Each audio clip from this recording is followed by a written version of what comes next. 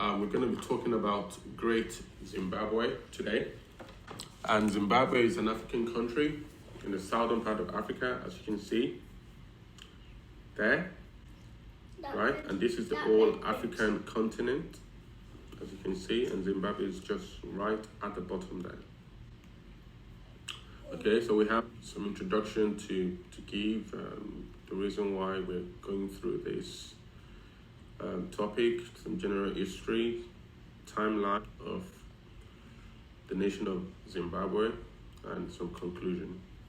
Okay, so Zimbabwe, like I said before, is located in the southern part of Africa, and it has a very rich and complex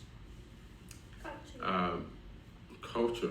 So very rich and complex civilization, ancient civilization, and how that impact colonization. So we're going to be using some big words, but we'll try to explain that.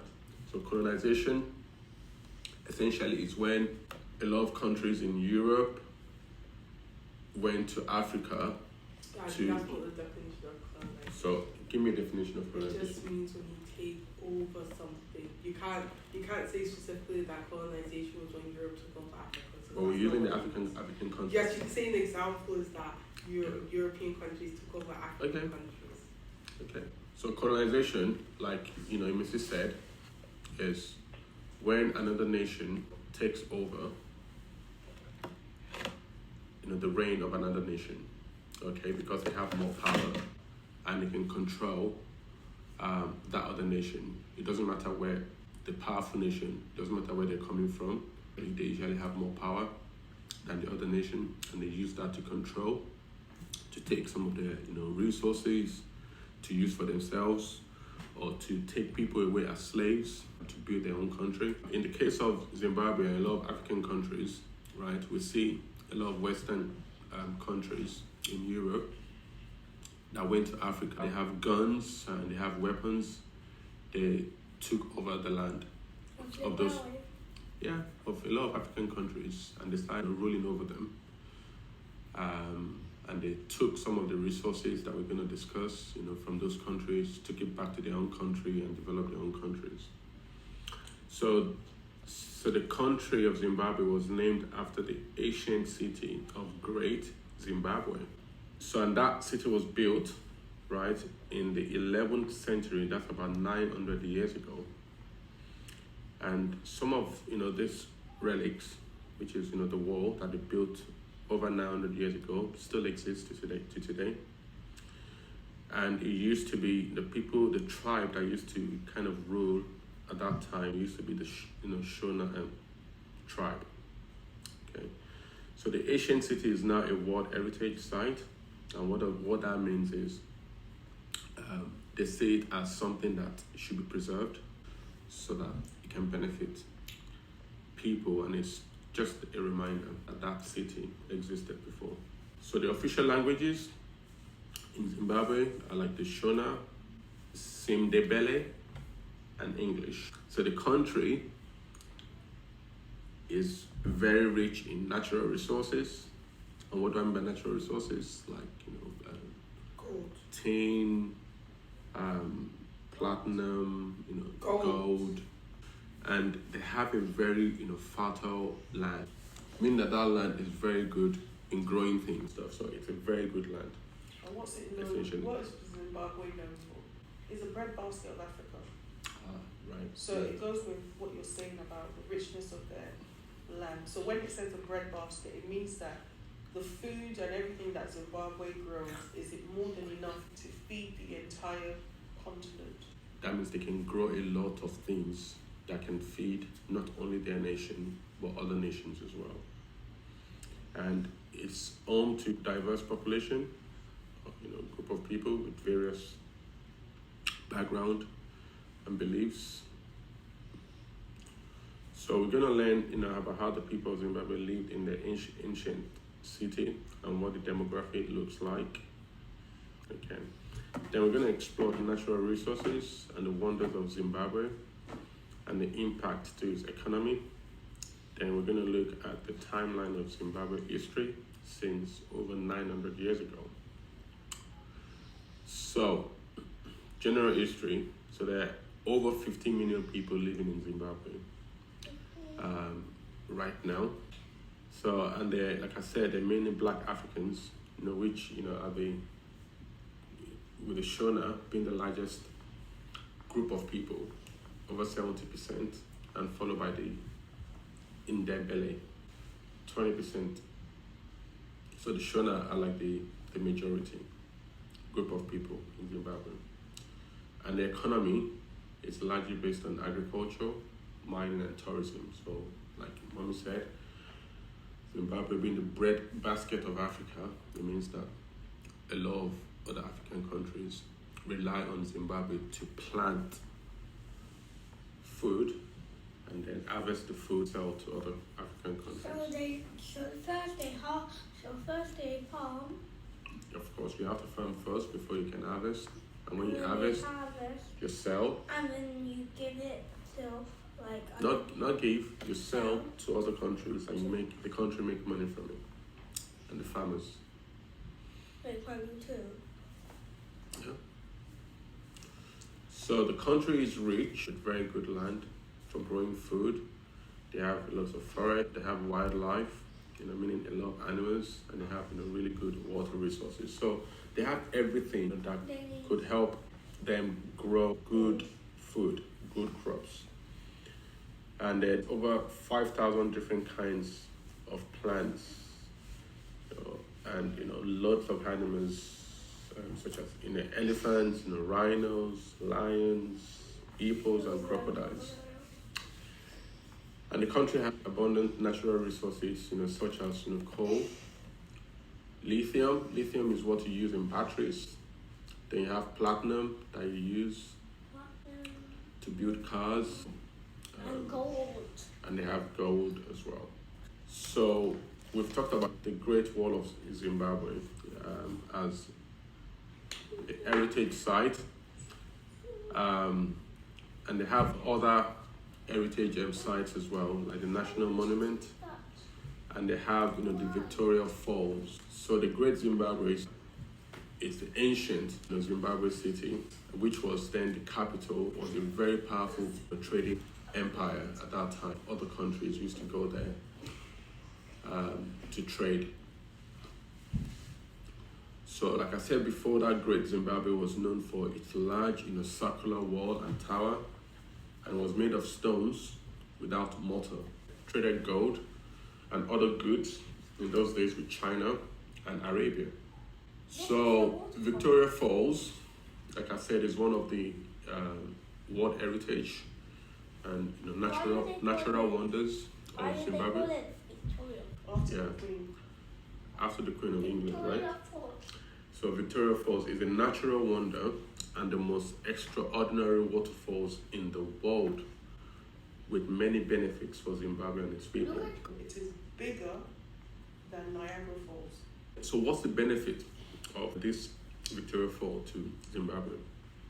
Tourism is one, meaning that a lot of people go there to just go and see it. So because of that, it attracts millions of visitors every year to Zimbabwe to see the waterfall. Through that, people have to buy airplane flights, they have to travel all the way to go and see this. Yeah, and that brings money, right, to the country because of that. So, and when you... Zimbabwe wants some money from other people to come and see. Yeah, they make money from that. And the other benefit of this falls is you can actually use the power, the force of the water flowing to generate electricity. So the Victoria Fall is a source of environmental diversity. So it's surrounded by 2 national parks.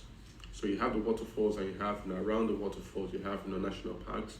And what are national parks for? That's where you have a lot of animals that are kept, and they make sure they keep them in their natural habitat. And these parks, like I said, protects wildlife. So God has really blessed Zimbabwe. So the timeline is, we talked about the Great Zimbabwe Empire, which was over 900 years ago.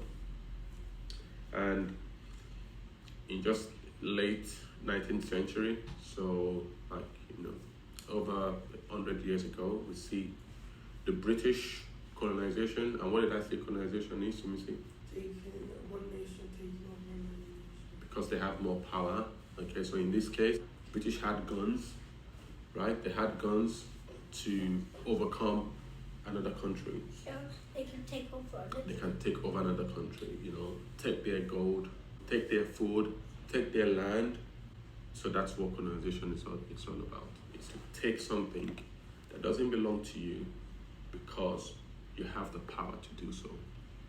And colonization is not just that. Colonization is you go into the land and the people have to change everything. Their culture, they lose their culture and they take on the culture of the people that have invaded their land. So that's why you find that in Nigeria people speak English when English is not a lot of the the different nations that live within Nigeria. English is not their language. They've all got different languages. But part of colonization is that they're forced to learn English and speak it as their official language. And equally, that people wear suits in Nigeria. Nigeria is a hot climate, so suits is going to be very hot, but people wear suits. So that's also something that happens along with colonization. So what people eat, what they drink, what they wear, how they speak, the kind of houses they live in, the kind of things that they use is all impacted by colonization, because you basically are forced to abandon your own beliefs, your own cultures, and you have to take on board the cultures of whoever has invaded you. So for example, if I went and invaded somebody's house, and let's say that person was maybe from a Latin American country. So Latin America is like South American country. And I then forced them that you've got to learn how to speak English. You've got to eat Nigerian food, And then over time, you just hear they're giving their children Nigerian names. They know how to eat Nigerian food really well. They love Nigerian music. That's what happens with colonization. The only kind of colonization that is perfect is God's colonization, right? So making earth like heaven, that's the only kind of colonization that is perfect. When you do God's kind of colonization, you learn a new language, you speak how God speaks, you act how God acts. And if you're acting how God acts and you're behaving like God, you're better for humanity, because everything God does is to serve humanity. So after the British colonized Zimbabwe, then in the mid-1900s, there was a lot of fight. People were resisting, okay? They wanted to free themselves from the people that were ruling over them. And there were a lot of, struggles, a lot of fights. And they did that for about 30 years or so before they got their independence. Do you know what independence means? Independent. Yes. Why do you need independence? So people, like, your mom described, somebody's gone into your country or they've come into your home and they've said that, okay, from now on, Olumaki, you're not going to be eating pounded yam anymore. You're going to be eating this food that you've never heard of before, right? And you don't have any choice. You have to eat that food. And you're not going to be speaking even Yoruba or English or anything anymore. You're going to be speaking this language that you've never even heard of. And they have to force you to do that because you don't have any choice, right? And Or you we do that can for... fight them. That's very good, Olumito. And when you get tired of people forcing you to do what you don't want to do, of people forcing you to eat the food you don't want to eat, you don't like eating, or you didn't know before, or them forcing you to dress the way you don't want to dress, what can you do? Fight him. You can fight. You can fight them, Olumito. I already realized Yes, it. you realize that. That's very good.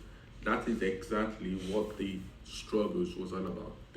They fought, and they fought for years, right? And when you fight and you don't win, what happens? You pray to God. Ah, that's a good one. And they got their independence in 1980, okay, which wasn't long ago, to be honest. Right? And after that, they've had, unfortunately, a lot of issues, economic and political challenges. Zimbabwe is not, it's not the only country in Africa in having those challenges. A lot of African countries have that challenges, unfortunately. So what colonization also does is that it makes you doubt who you are. And because you doubt who you are, you don't have confidence.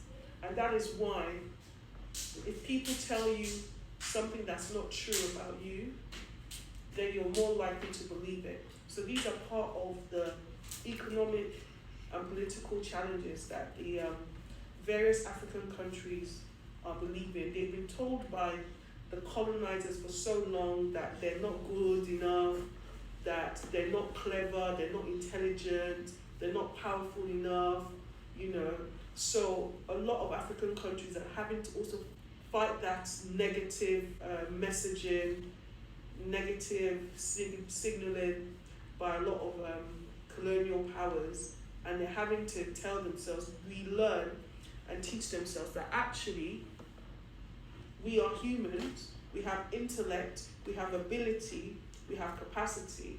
But what happens is that not everybody in these countries believes that, and that's what causes a lot of challenges. So you can imagine if Zimbabwe is 15 million people strong, imagine if all 15 million people believed that they were more than enough, they were capable, then it will be easy for that economy to thrive.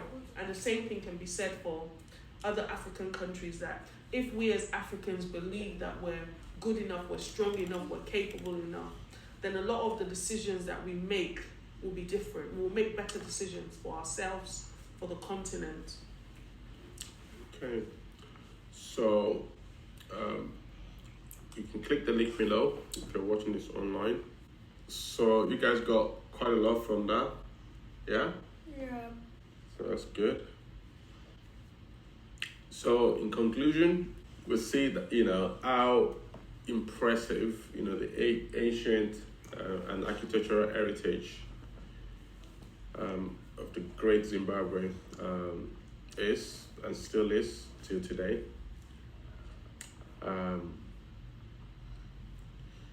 And we see they're very diverse culture, and the rich, human and natural resources that they have. Then we looked at the, captivating natural wonders, the Victoria Falls, especially, which is, huge economic assets to the country in terms of tourism, generation of electricity for the nation. And that's it.